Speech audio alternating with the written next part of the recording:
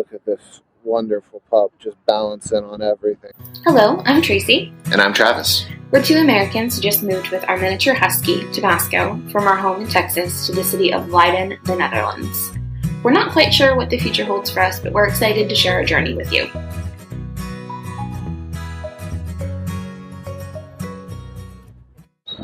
Happy 2022! It is a new year here in the Netherlands, and this will be the last of our series on tips and things we wish we knew before we moved over. So with that, we want to tell everyone that this is the third in a series of videos. If you haven't watched the first two, we'll put links to them here and in the description, so go find those.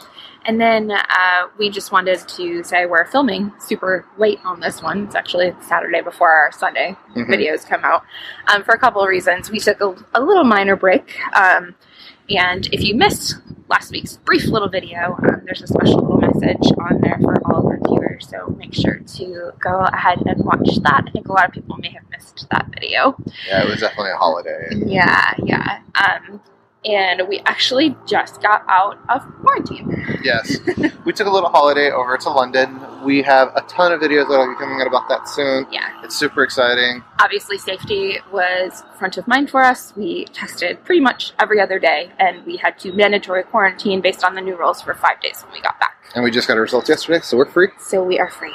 But we wanted to just make sure everyone's safety was front of mind before we decided to emerge out into the world.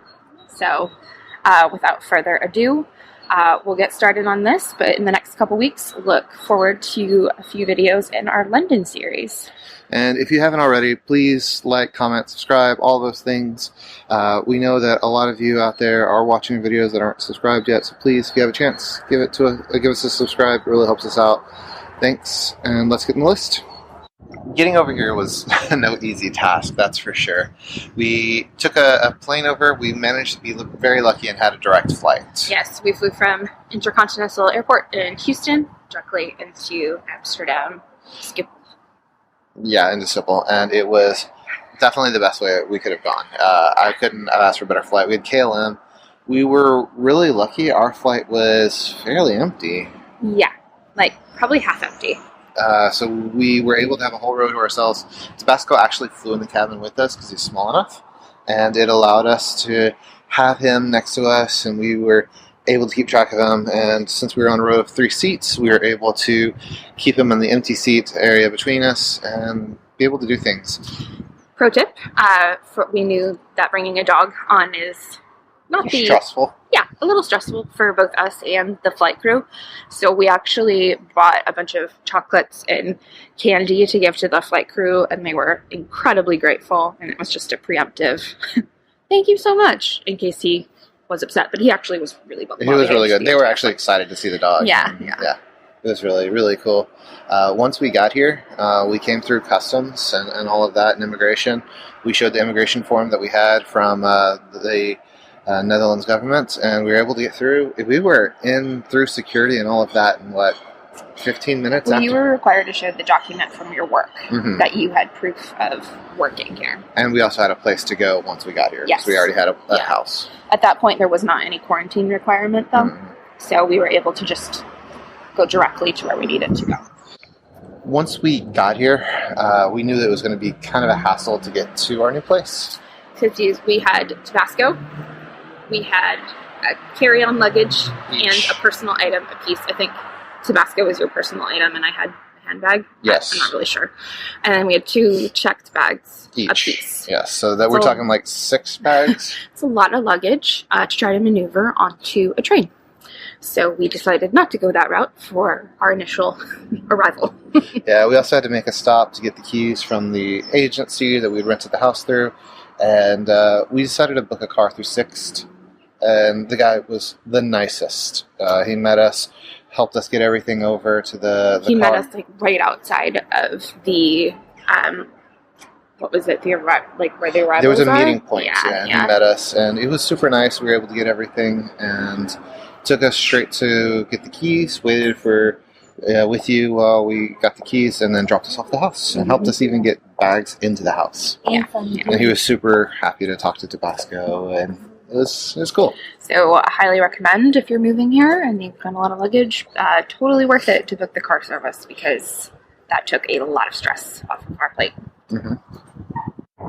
Well, I'd love to tell you that we got into a whole bunch of stuff on our first day here. We did not. We pretty much crashed. Well, our flight got in at like 7 in the morning, and by the time we'd gotten to the car and gotten our bags and everything, it was probably close to 8. Mm-hmm. And the travel time and getting the keys and stuff put us at 9, and I think we crashed out for about 4 hours when we got to the house.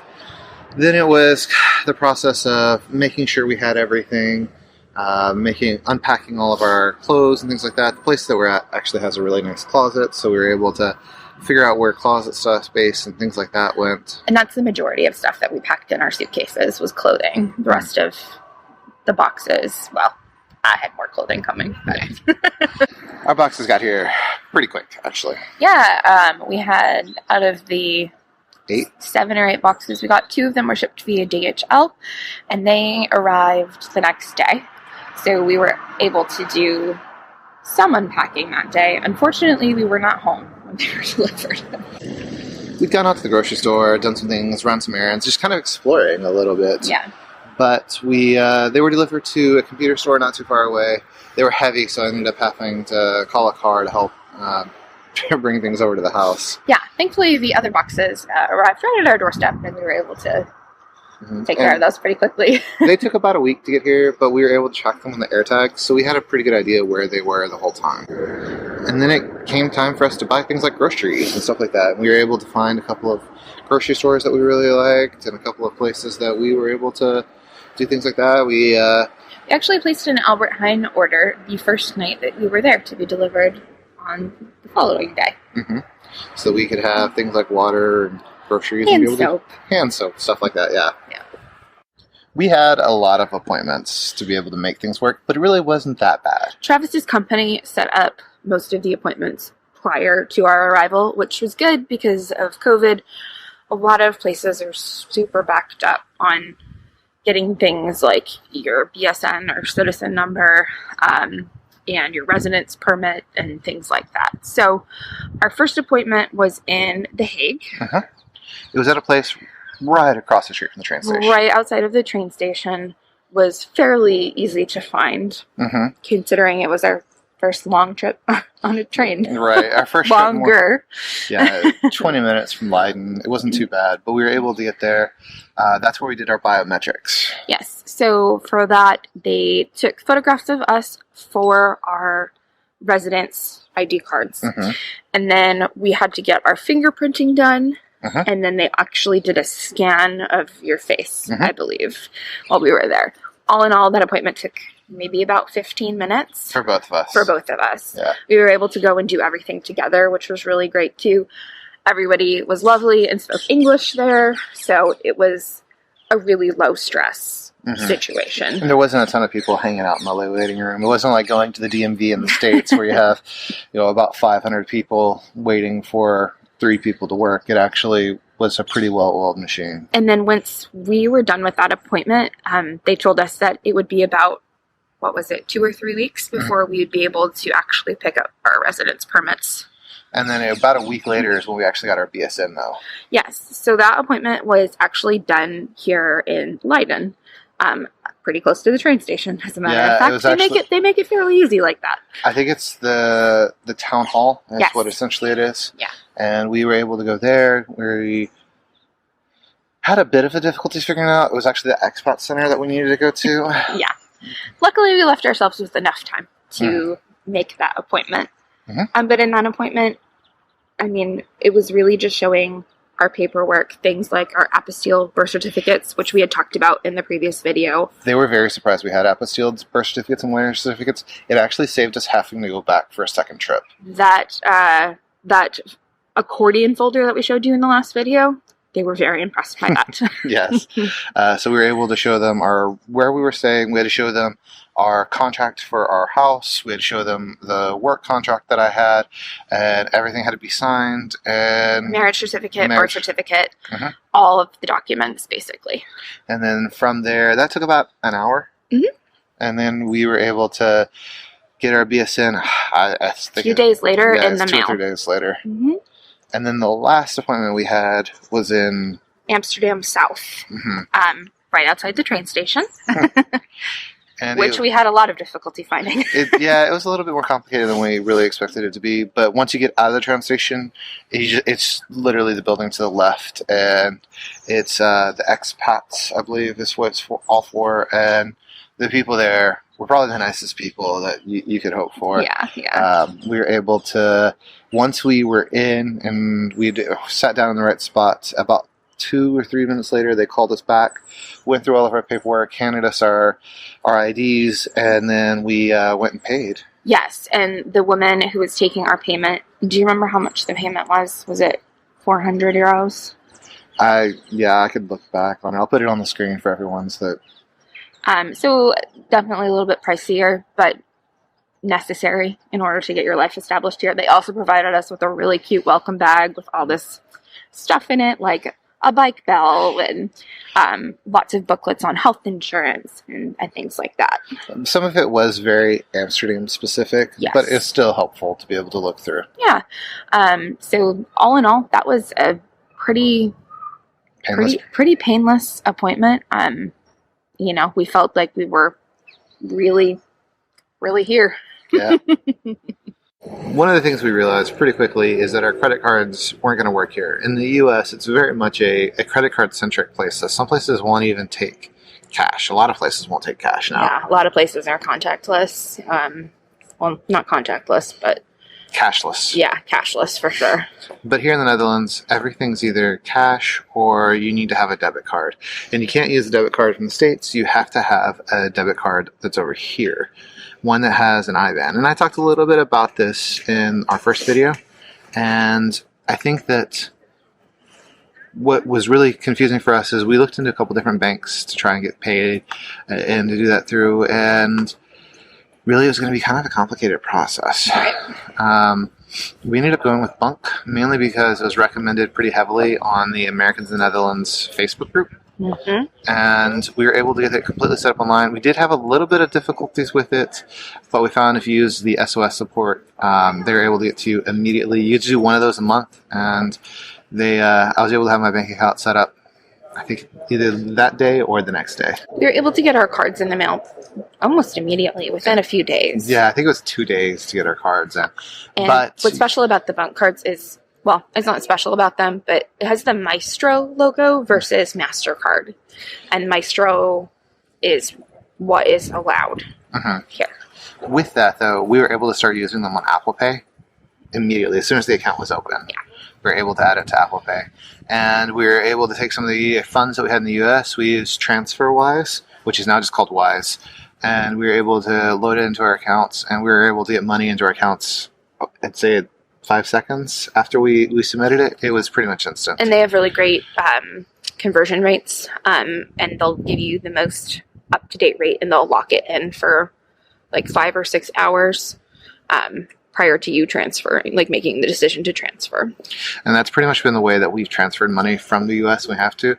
I am not excited about that when it comes to have to figure out the tax ramifications of all of it. That will be another fun video. But we were able to do that and be able to have some money so that we didn't have to either walk around with a ton of cash or be able to, buy things online, which led us into our next adventure. Yeah. The two things that were most important for me to be able to work were home internet and cell phone. Neither, which you can get here without an IBAN from the Netherlands. Yeah. As we found out the very hard way. We went to T-Mobile probably 2 or 3 times before we ultimately figured out that this just wasn't going to work. We also visited KPN and then Ziggo/Vodafone. Which is ultimately who we ended up going with.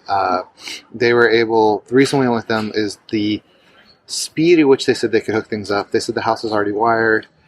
We had a little bit of an issue with that, but that wasn't ultimately their fault. It was just how the house was set up. But we were able to get cell phone cards that day. Yep. So we were able to have a Dutch phone number. An alternative to that, if you are in immediate need, you can get a prepaid number, and those are available at grocery stores or pretty much anywhere, and that'll get you so that you can do things where you do need a Dutch phone number to be activated with. But once we got those, the internet's been pretty great, and the cell phone reception, we had one day that there was an outage, but other than that, it really hasn't been a big problem. The major cost difference between our cell phone plan in the United States and here is just bananas. Yeah, I think we pay 60 euros between the two of us for cell phone. We own both our phones, which does help. But in the U.S., how much was our phone? $150 to $170 a month, depending. Mm-hmm. It was pretty bad. So, and our home internet here is 30 euros a month, and that includes TV that we really don't watch. No. But at home, for the same speed, we were paying $80. So it is quite a bit cost more effective. Definitely. The last couple things that we really had to do were get Tabasco registered with the city. Yes. So there's a NDG that we had to register online for Tabasco, and you just put his microchip number into the system, and it's a database that's accessible to the Dieren ambulance, which is the animal control-esque ambulance here in the Netherlands, and to veterinarians. And if your dog gets lost, they're able to consult that and match it up. So I think it was like a 20 euro fee, and it came with a tag that has his name on it, and then your phone number, and it mentions that the dog is chipped. So it's just another level of security to ensure that if Tabasco does escape, we have a little bit more peace of mind about that. And then on top of that, we had to figure out how to get, another thing with the city is how do we get trash out? And a lot of the places around here, you contact the city and they give you an RFID token or card. Yes. And then you can go down to the trash and put it in there. Our street's a little different. We actually get trash collection. So we're not eligible for one of those cards. Those are specifically for people, I think, in more complex type housing. So we have a different trash schedule. Like back in the States, we would get trash pickup on Wednesdays and Saturdays. And every week. That included heavy trash. Like you could put your furniture out there and the city would come take it away. Here it's a little different. It's on a bi-weekly basis, and it's a rotating schedule. So we have 2 trash cans. We have one for green waste, which can be like your yard trimming type stuff, any of your vegetables that you're not going to eat that have gotten a little bit more, you can put that type of stuff in there. And then on alternating weeks, it's regular trash. Which if you miss one means that you have a lot of trash. We made that mistake a couple weeks ago. Yeah, thankfully we've caught up on it. Oh, great.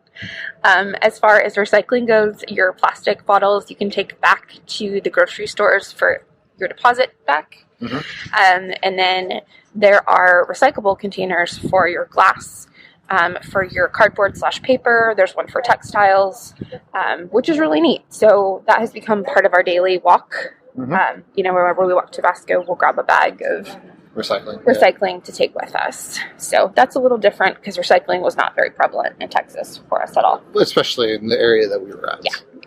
The last thing that I think you really took care of all of this, I was not involved at all on this process. The last thing we had to take care of was finding a doctor, which is kind of complicated. So Hausarts or a GP over here is basically your key to any type of medical care here. There are specific restrictions. They need to be in a certain distance from your home because apparently house calls can still be a thing, which is really, really cool. So we had a lot of difficulty finding one that was accepting patients that was in our radius. After painstakingly contacting like 16 offices, we found one that we really, really like. It's an office of 2 doctors. We both have extra health conditions, so it was very important that we got that set up as soon as possible. So we actually went together to our first appointment. She saw us. We were able to bring all of our prescription bottles over from the States, and she was able to fill those prescriptions at an apotheke or pharmacy pretty quickly. They are also on top of it in terms of communication online and the online portal. It's very, very refreshing compared to some of the doctors we saw in the States. It was actually really refreshing to be able to go into an appointment and it be on time as well. I don't know how many times I went to the doctor back in the States, and it would take 30, 45 minutes, an hour after my appointment was scheduled before they'd see me. Yeah, it was very efficient. We needed referrals to a couple of specialists over here too, and we were able to secure those like basically same day we had that information. And we were able to go ahead and make appointments from there to go see said specialists. So that was really, really neat. You still need insurance over here, which is a bit annoying, but it's part of it, and we're able to get by on that. My work has a plan. We get a discount on our insurance through a company here. With that, we did have to get our DigiID set up. DigiID is actually kind of one of the coolest things that exists over here for working with things around the government. It's an app you have on your phone. They mail you a physical card, your residence ID. They mail you a pin, right? Pin, yes. Mail you a pin. Your physical card, your residence ID has an RFID chip in it. It can be scanned. So use that as part of it. That's how you log in. Like, we got our corona test yesterday. That's how we logged in to schedule our appointment and everything. And it works really, really well. Very efficient. Very, very efficient. Along with finding house arts, we needed to find a dentist. Which we had actually had some dental work done before we left the States, but we still needed thousands and thousands of dollars worth of stuff for filling like just basic things like getting a cavity filled. I needed a root canal in the States, and for the root canal I had done over there, which failed. It was about $3,000 for. And when I went to our dentist, which is about a 5-minute walk from our house, which is lovely, the quote for all of my dental work was less than $1,000 with, well, €1,000 with our insurance. And I was just floored. And insurance even took care of €500 of that. And we split it between last year and this year. So we'll get the rest of that reapplied for more insurance and be able to use that to cover almost all the costs for that. And I have a little bit of a fear of the dentist, and the dentist that we found is so compassionate, so lovely, explains everything every step of the way. I feel very, very blessed, because back in the States I had some horrible, horrible experiences. It's also a very strange phenomenon here to go to your pharmacy and go get your prescription and not have to fork over hundreds of dollars. Yeah. At that moment. Our prescriptions were covered that we've needed. Honestly, it's been really quick to get them. One weird thing is we haven't gotten any prescriptions that haven't been in blister packs. Yeah, it's really, really neat. So everything's all real easy. You don't have to worry about spilling, all your meds and having to go pick them up off the kitchen floor. And I don't know about you, but traveling this past week with the blister packs, awesome. Super great. I think that wraps us up.